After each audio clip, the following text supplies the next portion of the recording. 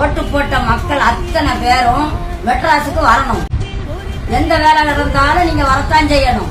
என்ன காரணத்துக்கு அமைச்சர் பதவி ஏற கசாரையில உட்கார விடாம அடிக்காங்கன்னா என்ன காரணம்?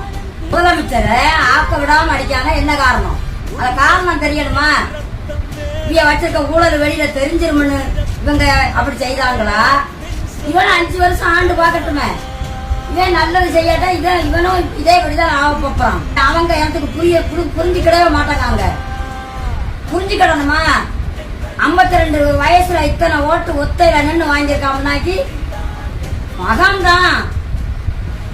மகன்தான் விஜய் என் மகன்தான் இல்லைன்னு நான் சொல்லல.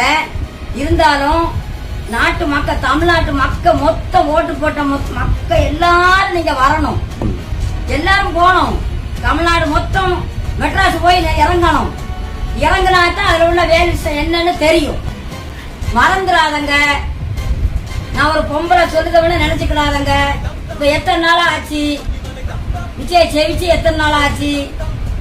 108 வாங்கி மறுபடி 4, 5 அங்கையும் வாங்கி இன்னும் எடப்பாடி இன்னும் வரமாட்டோம்னு சொல்லி ஊரான் சொல்லி கொடுக்கறதெல்லாம் கேட்டுக்கிட்டு இருக்காங்க. காரணம் என்ன காரணம்? வகுத்தரிச்ச போறாம